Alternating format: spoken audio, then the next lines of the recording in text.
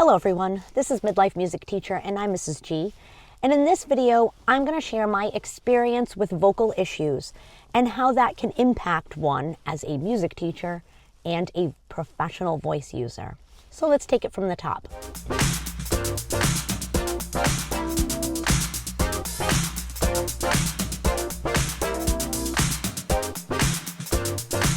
I myself have had vocal issues, and I thought that I would talk about them here.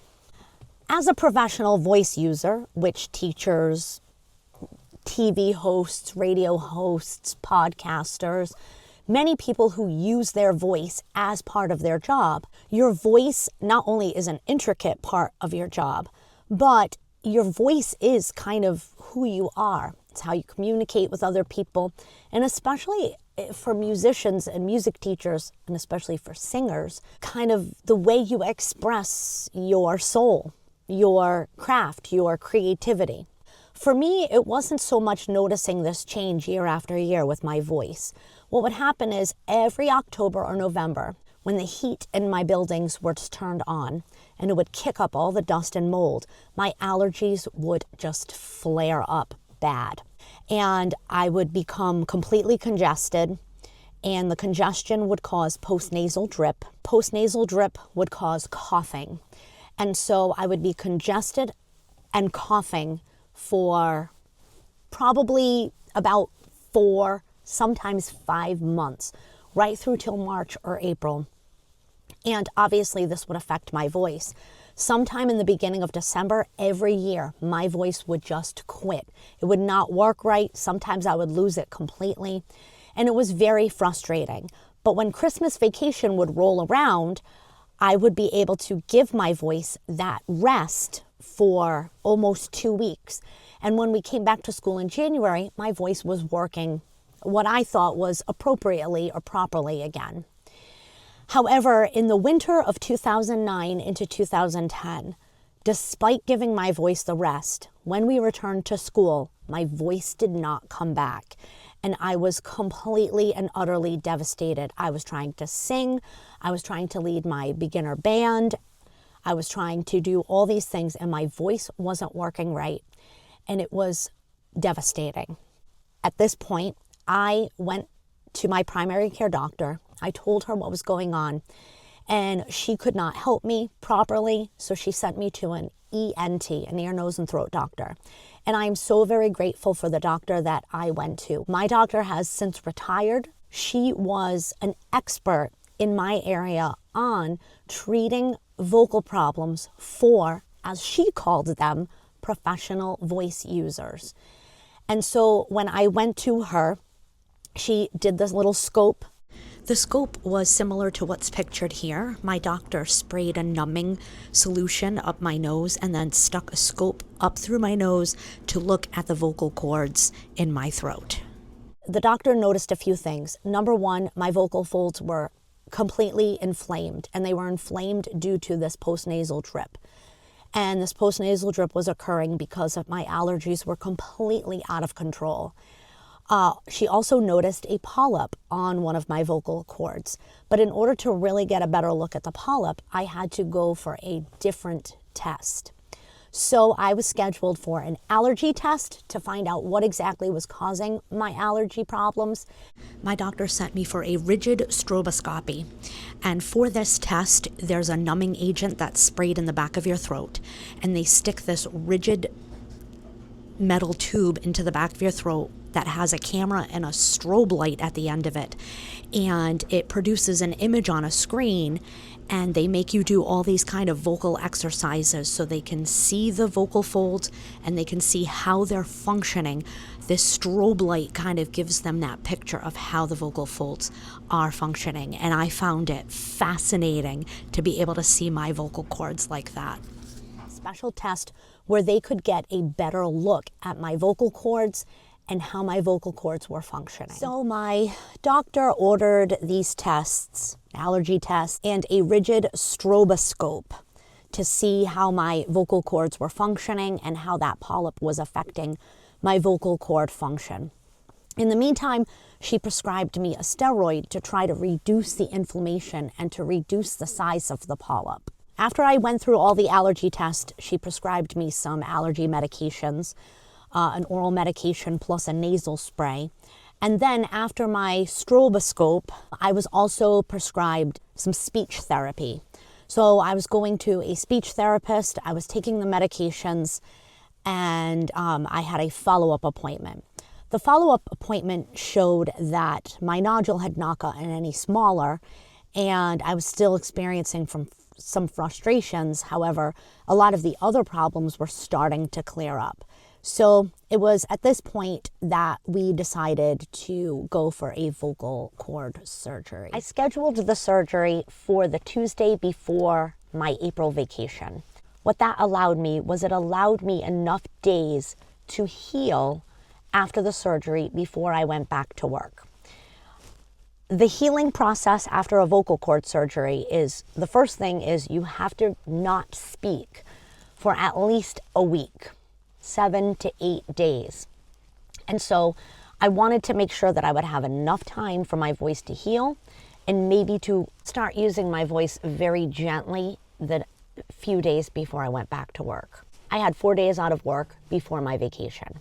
It's an outpatient surgery. I was all prepped and they took me into the room. I do remember waking up at one point, and because they put all kinds of tubes down into your throat, I remember waking up a little bit and touching my mouth where the tubes were. And I heard a nurse say, "Oh no, honey, don't touch those." And then I was out again. So the anesthesiologist must have given me a little bit more to really put me under. For the microlaryngeal surgery, my doctor used a very small scalpel to remove the polyp off my vocal fold. The surgery really only took a few minutes. My husband said he felt like he barely sat down in the waiting room before the doctor came out and told him that everything went great, everything looked good, and then after everything looked all right, I would go home. And when I went home, obviously I was on complete silence. And the reason you have to do that is because you don't want any scar tissue to build up. As you're preparing for a vocal cord surgery, sometimes you think about the people who have had bad experiences with it, who maybe have scar tissue. Is your voice going to work right again after the surgery? Is your voice going to be completely different? Are you going to struggle with this for the rest of your life? These thoughts come into your mind before the surgery. Luckily, before the surgery, I had purchased a whiteboard and some markers, and so I communicated to my family via writing things on a whiteboard. And luckily, my daughter, who was 6, she was almost 7 years old, she could read. And I remember saying, thank goodness my daughter can read, because how am I going to communicate with her? Nowadays, obviously, there's phones and iPads, and everybody's got all kinds of ways that you can communicate. Things can speak for you. This was the fastest, quickest way to communicate via whiteboard. So I remained silent for 8 days. And it was a very strange period of time because as somebody who uses their voice a lot in my job, in my life, 8 days of complete silence was very strange, but it was necessary. So when I went for my follow-up appointment with my doctor, she put the little scope up my nose, looked down at my vocal cords, found that it had healed very nicely, the inflammation was gone, and that I could gently start using my voice again. As vacation ended and I prepared to go back to work, I began to think about things I could do to help not use my voice or strain my voice in the following months after my surgery until the end of the school year. So one of the things I did was I did use a microphone. I used a handheld microphone. I was pushing a cart for most of my elementary placement, and so I would have a speaker on a cart with a handheld microphone. I also began figuring out times in my lessons where I did not have to use my voice. When I taught recorder, I began using more hand signs in order to avoid singing all the notes. My speech therapist, she was excellent in helping me to figure out ways to use my speaking voice more efficiently, giving me different kinds of exercises to do to warm up my voice before using it every day. After the school year ended, I found out that my band program was being eliminated. And unfortunately, I lost my band program and I never taught it after that. It was a blow to me, devastating. I loved teaching that beginner band program, but it was good for my voice not to have to do that anymore. Before the school year started, I sought out a session with a voice rehabilitation specialist. And so she worked with singers who were prone to vocal injury or who had had a vocal injury, singers who had voice problems. And so I sought out a session with her, and the session I had with her was so great. We recorded it on a cassette tape so that I could go back and listen to the things that she told me. And she gave me all kinds of exercises to do to warm up my singing voice.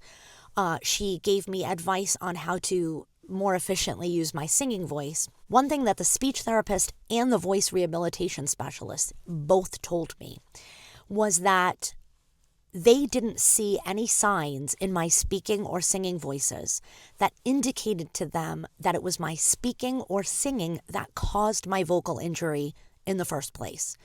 I was so terrified I was going to re-injure my voice, and hearing both of those women tell me that they didn't think the way I used my speaking voice is what caused the injury, or the way that I used my singing voice is what caused the injury. And so that psychologically made me feel a whole lot better about moving forward after my vocal cord injury and surgery.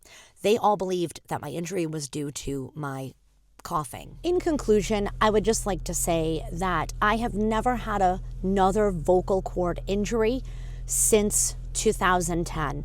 I won't sit here and tell you that I've never had times where my voice hasn't been a little bit abused, but I do my best when I feel that fatigue to really rest my voice. I will tell you that despite how devastating that situation was, it really helped me to appreciate the mechanism of the human voice, really helped me to appreciate how the voice works. And I did find it fascinating to be able to see my vocal cords on a screen working. It was just so fascinating to me.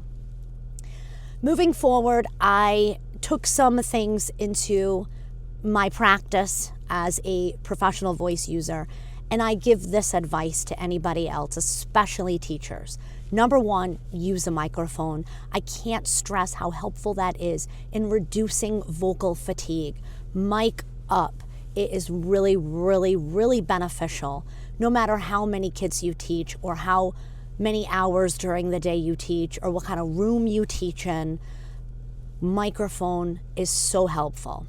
Drink lots of water. Aside from, say, like a 10-ounce cup of coffee I might drink in the morning, I drink nothing but water for the rest of the day. I don't drink juices. I don't drink soda. I don't drink alcohol, just water. And then when your voice is fatigued, when your voice is tired, when you are sick, please grant yourself the grace to rest your voice so that it can heal properly and be ready for the next time you need to use it. So that's it. That's my story on my vocal cord injury and surgery. And so please, if you like this video, if you got something out of it, hit the like button. Don't forget to subscribe to my channel. Thank you so much for watching. See you next time. Bye.